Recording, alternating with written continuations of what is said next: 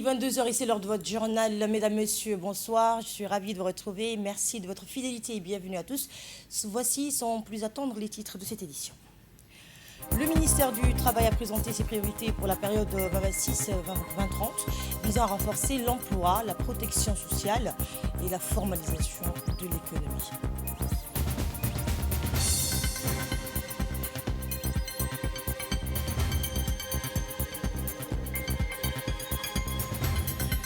Et la diplomatie internationale occupe également l'actualité avec cette réunion virtuelle donc ce dimanche dans le cadre des efforts visant à parvenir à un accord de paix entre les deux pays.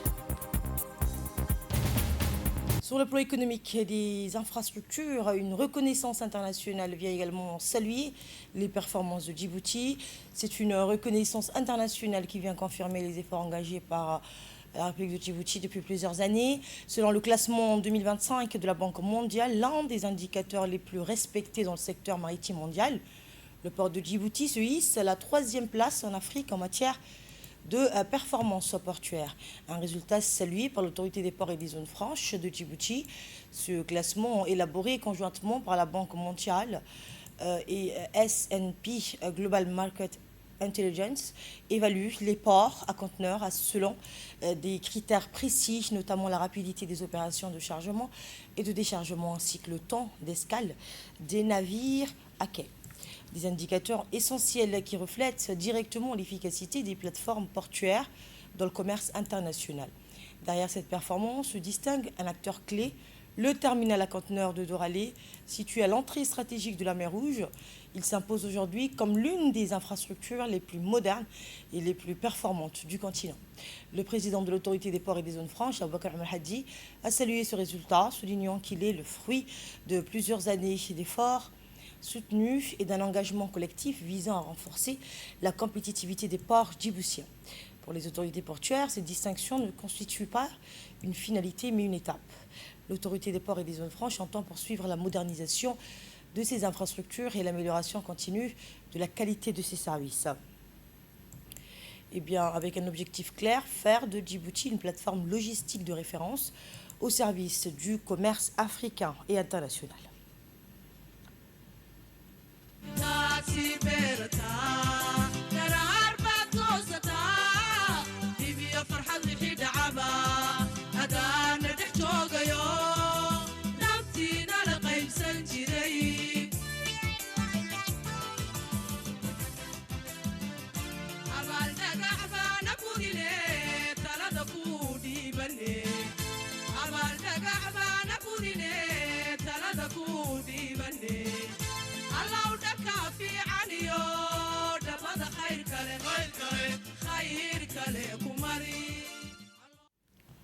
Et dans le domaine éducatif, la coopération internationale se renforce également autour de la formation de l'élite nationale. Le ministre de l'Éducation nationale et de la formation professionnelle, Mostafa Mohamed Mahmoud, et l'ambassadeur de France à Djibouti, Jérôme Bresson, ont effectué ce dimanche une visite au lycée d'excellence. Objectif, rencontrer et encourager les étudiants des classes préparatoires aux grandes écoles, admissibles au concours des grandes écoles françaises. Les résultats obtenus cette année témoignent du succès de cette filière, créée il y a seulement 4 ans. Sur 41 étudiants inscrits en 2e année, 25 ont été déclarés admissibles à l'issue des épreuves écrites, soit un taux de réussite de près de 61%. Parmi eux, 13 étudiants de la filière scientifique sur 28 et 12 étudiants de la filière littéraire sur 13. Au cours de la visite, les deux responsables ont échangé avec les élèves, les enseignants et l'administration de l'établissement. Le ministre a salué l'engagement des équipes pédagogiques et félicité les étudiants pour leur performance tout en les encourageant à aborder avec détermination les épreuves orales. Il a également souligné l'importance de la coopération éducative franco-djiboutienne dans l'accompagnement des CPGE, tout en rendant hommage aux acteurs ayant contribué à la mise en place de cette filière à Djibouti. De son côté, l'ambassadeur de France a réaffirmé la volonté de son pays de poursuivre son soutien au secteur éducatif djiboutien. Cette visite illustre la solidité du partenariat entre Djibouti et la France au service de l'excellence académique et de la formation des futures élites du pays.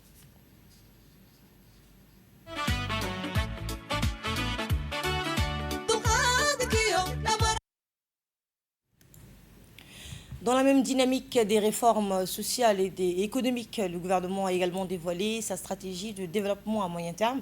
Le ministère du Travail, chargé de la formalisation et de la protection sociale, a présenté sa feuille de route quinquennale 26-2030. Il s'agit d'un document stratégique visant à renforcer l'emploi, la protection sociale et la formalisation de l'économie. Du travail chargé de la formalisation et de la protection sociale a présenté sa feuille de route quinquennale 2026-2030, un document stratégique visant à renforcer l'emploi, la protection sociale et la formalisation de l'économie dans le cadre de la vision 2035. Lors de cette présentation, les responsables du ministère ont exposé les grandes orientations qui guideront l'action gouvernementale au cours de ces prochaines années. Parmi les objectifs figure la réduction du taux de chômage qui devrait passer de 42 à 32% en 5 ans. Cette ambition s'inscrit dans une démarche globale visant à poser les bases d'une administration moderne, performante, d'une protection sociale élargie, d'une économie davantage diversifiée et d'un dialogue social renforcé entre les différents acteurs du monde du travail. Cette stratégie prévoit également l'accélération de la formalisation des activités économiques, la promotion de l'emploi des jeunes et des femmes, ainsi que le développement des compétences professionnelles afin de mieux répondre aux besoins du marché du travail. Alignée sur les objectifs de la vision Djibouti 2035 et les objectifs de développement durable, les ODD, cette feuille de route constitue un cadre d'action ambitieux destiné à favoriser une croissance inclusive et durable tout en renforçant la cohésion sociale et les opportunités économiques sur l'ensemble du territoire national. Et s'agissant du développement des compétences et de l'adaptation de la formation aux besoins du marché du travail, le directeur général de l'INAP a souligné l'importance du renforcement du capital humain pour accompagner les ambitions fixées par cette feuille de route. On l'écoute. Aujourd'hui, ce qui est important, monsieur le ministre, c'est qu'on puisse travailler avec ceux qui sont sur le terrain, ceux qui sont au-delà des directeurs, ceux qui font la machine en fait, qui pousse sur le terrain. Nous avons mis des axes. Vous avez vu également qu'il y a des axes qui se touchent. Cette transversalité des axes sont importants. La formalisation, la protection sociale, le rôle de la CNSS, le rôle de la NFIP sur l'emploi. C'est pour ça que dans chaque axe, la responsabilité de diriger les opérations va être donnée à chaque directeur général ou son équipe. Donc, on a prévu donc, une présidence par axe d'1 heure. Après, il y a un débat. Il y a un débat avec tout le monde. Donc, le secrétaire exécutif peut participer à l'employabilité, comme l'INAP peut parler de la CNSS. Donc, tous, c'est un exercice qui va nous permettre d'aller au-delà et de nous comprendre, de vraiment fixer le cap. Et présentant les grandes orientations de cette stratégie quinquennale, le ministre du Travail, chargé de la formalisation et de la protection sociale, a réaffirmé l'engagement du gouvernement en faveur de l'emploi, de la protection sociale et de l'inclusion économique. On l'écoute.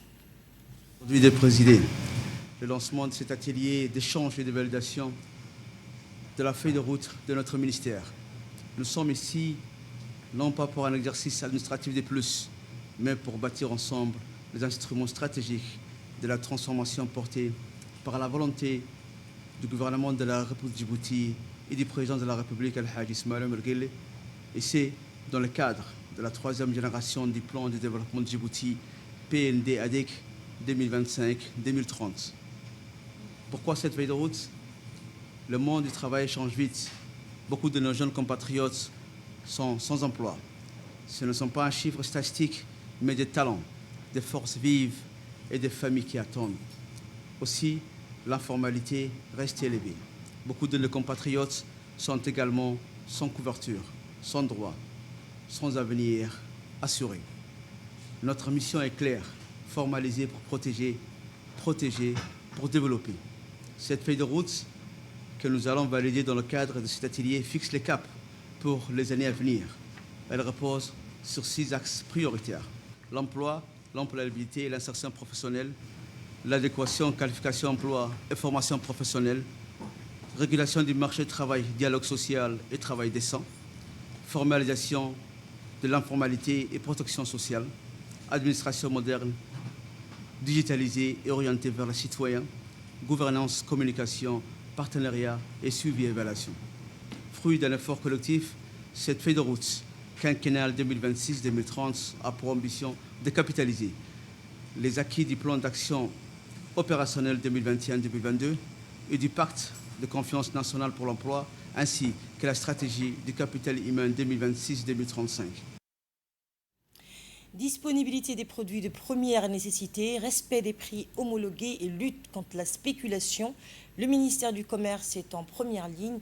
Retour dans ce magazine grand format sur les opérations de contrôle menées à travers la capitale pour garantir la stabilité du marché national.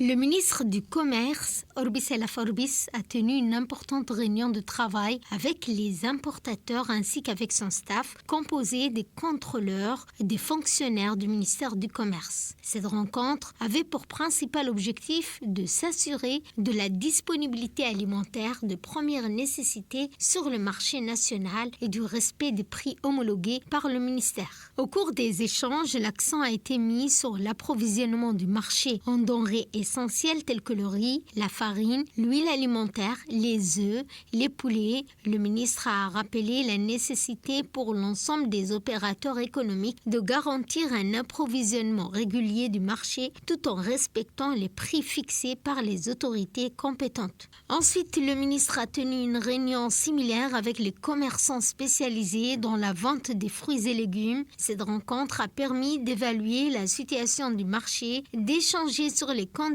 de commercialisation des produits frais. À l'issue de cette réunion, le ministre a adressé une mise en garde ferme aux commerçants contre toute forme de spéculation des produits alimentaires de première nécessité. Dans une déclaration accordée à la RTD, le ministre du Commerce a tenu à rassurer la population sur la disponibilité des produits de première nécessité sur l'ensemble du territoire national. Le ministre a également annoncé le renforcement des opérations de contrôle du marché conformément aux orientations du président de la République. À la suite de ces rencontres, le ministre a ordonné à son équipe de contrôleurs, conduite par le directeur du commerce intérieur Abdi et le conseiller du ministre du Commerce Daher Jibril, de se rendre immédiatement sur le terrain afin de vérifier la situation réelle du marché. Les opérations de contrôle ont débuté dans la commune de Boulaous. Lors de leur inspection auprès des grossistes, détaillants et commerçants, les équipes du ministère ont constaté que les stocks de produits de première nécessité, notamment la farine et le riz, le sucre, le lait en poudre, les pâtes alimentaires ainsi que les œufs étaient disponibles sur le marché national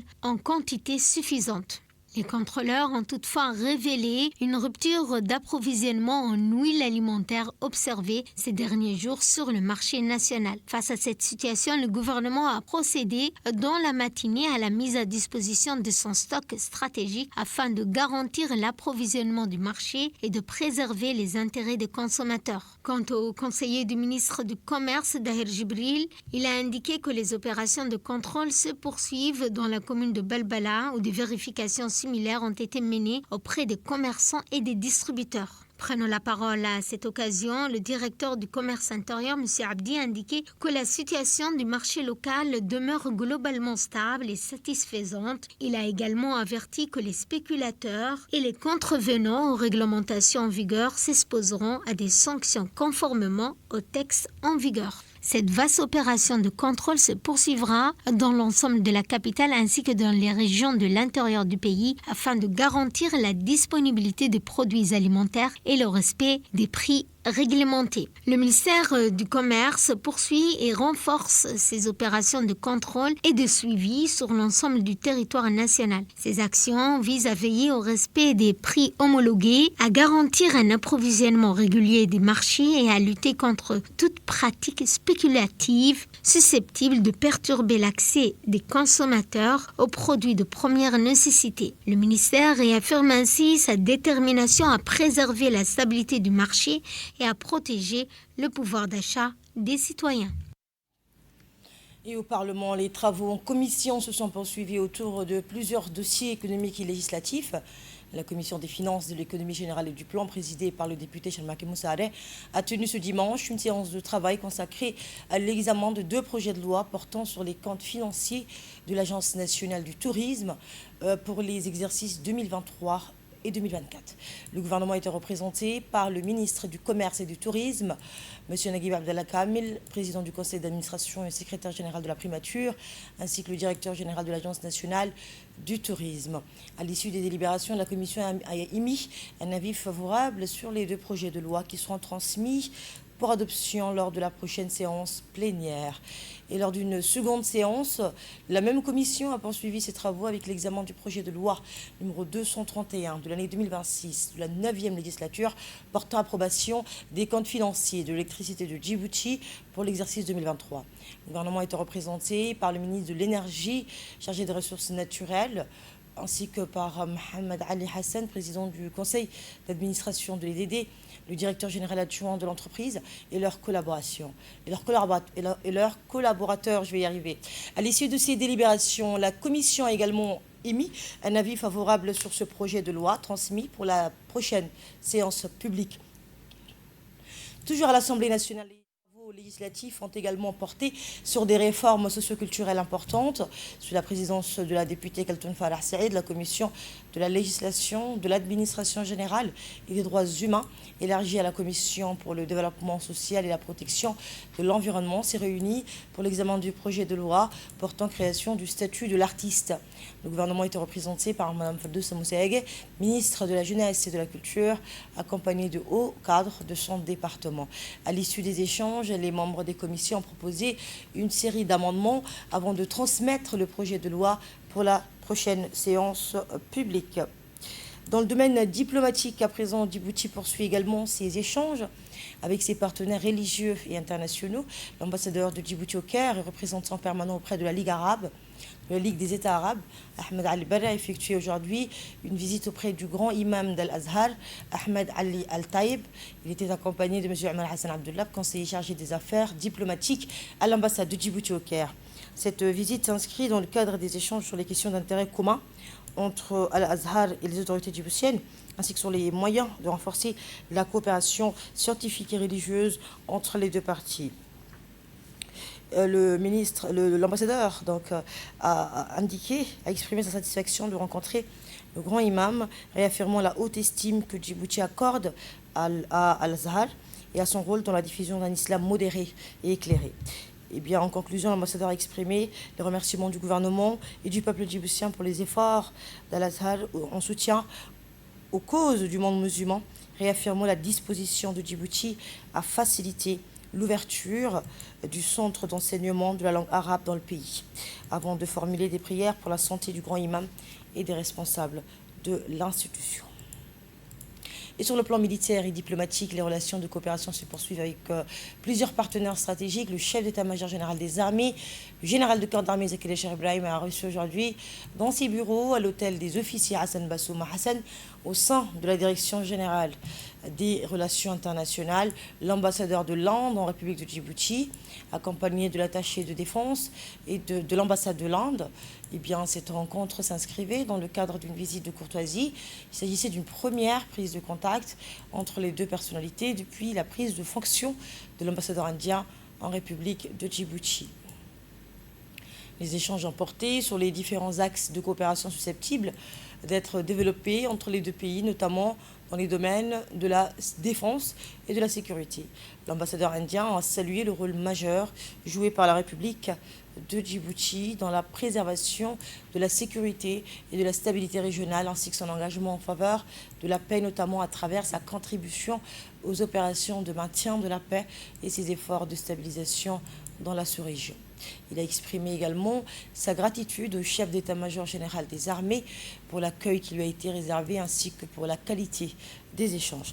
Les 2 personnalités ont souligné l'importance de consolider davantage les relations d'amitié et de coopération entre la République de Djibouti et la République de l'Inde. Dans la même continuité, le chef d'état-major général des armées, le général de corps d'armée Zakir Cheikh Ibrahim, a également reçu l'ambassadeur de la Fédération de Russie en République de Djibouti, Cette rencontre s'inscrivait dans le cadre d'une visite de courtoisie marquant la fin de sa mission diplomatique en République de Djibouti après 7 années de service. Au cours des échanges, l'ambassadeur a exprimé sa gratitude au chef d'état-major général des armées pour l'accueil chaleureux qui lui a été réservé, ainsi que pour la qualité de la coopération entretenue tout au long de son mandat. Il a également salué les relations bilatérales entre la République de Djibouti et la Fédération de Russie, notamment dans le domaine de la coopération militaire. De son côté, le chef d'état-major général des armées a félicité l'ambassadeur pour le travail accompli durant son mandat et pour sa contribution au renforcement des relations d'amitié et de coopération entre les deux pays. Et la rencontre s'est achevée par un échange de présents symboliques entre les deux personnalités, suivi de la traditionnelle photo de famille. Sur le terrain des forces armées, les activités commémoratives se poursuivent à l'étranger. Dans le cadre des festivités commémorant le 49e anniversaire des forces armées djiboutiennes, une cérémonie solennelle a été organisée dans la capitale de la région de Galmudug, où est déployé un détachement du contingent djiboutien opérant dans le cadre de la mission de soutien et de stabilisation de l'Union africaine en Somalie. La cérémonie a débuté par une revue des troupes, suivie du salut au drapeau national, effectué par le commandant de zone, le commandant Ayesh Abdel Hassan. À cette occasion, les différentes unités composant le contingent djiboutien ont rendu les honneurs militaires dans une ambiance empreinte de discipline, de patriotisme et de fierté nationale. Cette séquence a mis en valeur la disponibilité opérationnelle et l'engagement constant des militaires djiboutiens au service de la paix et de la stabilité en Somalie. Prenant ensuite la parole, le commandant a donné lecture de l'ordre du jour du chef d'état-major général des armées, avant de prononcer un discours dans lequel il a rappelé l'importance historique de la création des forces armées djiboutiennes et le rôle essentiel depuis 49 ans dans la défense de la souveraineté nationale et les missions de maintien de la paix. Il a rendu hommage au professionnalisme, au courage et à la détermination des militaires djiboutiens engagés en Somalie. Il a également exprimé sa gratitude au gouvernement djiboutien, chef de l'État, chef suprême des armées, ainsi qu'au chef d'état-major général des armées pour leur soutien constant aux forces déployées en opération extérieure. La cérémonie a été honorée par la présence de plusieurs autorités de l'État régional du Galmudug. À cette occasion, le ministre de la Défense, Abdinour Mahamoud, a salué l'excellente coopération entre les autorités somaliennes et le contingent djiboutien. Ils ont souligné la contribution remarquable des forces armées djiboutiennes au rétablissement de la sécurité, à la protection des populations civiles et à la stabilisation de la région. Dans le domaine humanitaire, à présent, des actions de santé de proximité ont également été menées dans les régions du pays. Dans le cadre de ces efforts visant à renforcer l'accès aux services de santé dans les différentes régions du pays, l'association Al-Rahma International, à travers l'hôpital Al-Rahma de Djibouti, a organisé ce week-end une caravane médicale spécialisée dans la région de Tadjoura, au nord du pays.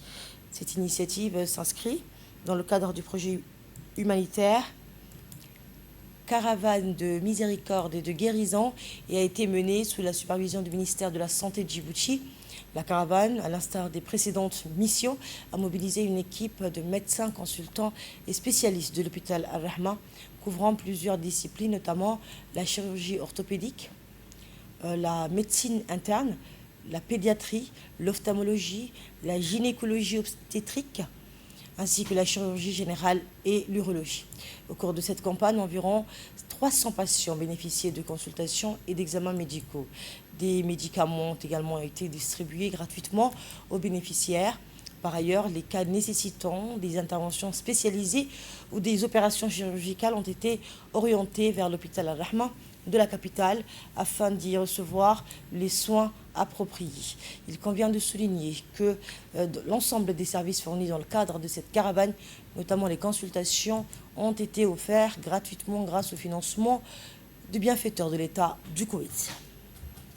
La population d'avoir accès à des spécialités qui ne se trouvent pas dans notre hôpital ou bien certaines spécialités auxquelles ils n'ont pas accès de manière gratuite. Ça fait partie de la politique du ministère de la Santé de faire des caravanes dans le cadre de la santé de proximité. Et le préfet de la ville de Tadjoura a souhaité la bienvenue aux médecins spécialistes de la caravane médicale. On l'écoute. Nous accueillons aujourd'hui la caravane mobile de l'hôpital Al-Rahma, qui a eu l'occasion de visiter l'hôpital régional de Tadjoura. À cet effet, plusieurs spécialités se sont déplacées pour pouvoir diagnostiquer les patients qui n'ont pas l'occasion de s'y rendre à Djibouti ou les spécialités dont l'hôpital ne dispose pas. Plusieurs patients, beaucoup de monde ont pu en profiter de cette occasion et il y a eu plus de 300, à l'heure où je vous parle, ont été consultés. Nous remercions l'hôpital Al-Rahma de cette généreuse acte et nous les encourageons encore une fois à faire pareil dans d'autres régions pour que l'ensemble de la population de la République puisse en profiter de cette occasion. J'appelle aussi la population parce que tout le monde, il y a eu déjà au préalable une information générale pour que la population de la région puisse en profiter, puisse bénéficier de cette consultation. Et sur le plan sportif et social, les initiatives locales continuent de mobiliser la jeunesse sous l'égide du secrétariat d'État chargé des sports. L'Association pour la promotion et le développement du sport d'Ali Sabié a procédé au lancement officiel de la Coupe du 27 juin au grand terrain de Rare Ali Sabié. La cérémonie d'ouverture a été marquée par le coup d'envoi officiel donné par le préfet de la région d'Ali Sabié, Abdelmalik Mohamed Benoïta, en présence du président du conseil régional, Chelmaki Hassan Alal, du sous-directeur régional du secrétariat d'État chargé des sports, Ahmed Moussobsi, ainsi que du président de l'association Chelmaki Mohamed Jama. Et bien, cette compétition sportive, organisée dans le cadre des festivités commémorant le 27 juin, fête nationale, réunit 10 équipes issues de la ville d'Ali Sabié. Elle vise à promouvoir les valeurs de fraternité, de cohésion sociale et de fair play, tout en encourageant la pratique du sport auprès de la jeunesse de la région. Dans leurs interventions, les responsables présents ont salué cette initiative qui contribue au développement du sport et à l'épanouissement des jeunes talents de la région.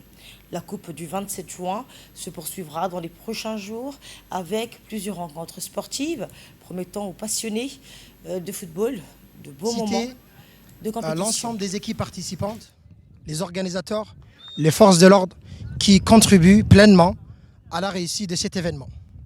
À travers ce sport, nous souhaitons célébrer les valeurs de respect, de l'amitié et de discipline.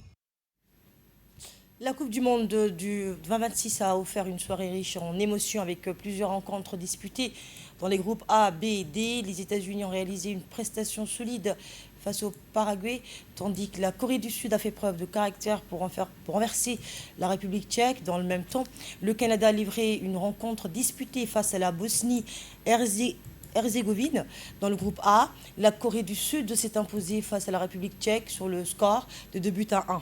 Mené après l'ouverture de score adverse en seconde période, les Sud-Coréens ont su réagir avec détermination pour inverser la tendance et décrocher une victoire précieuse.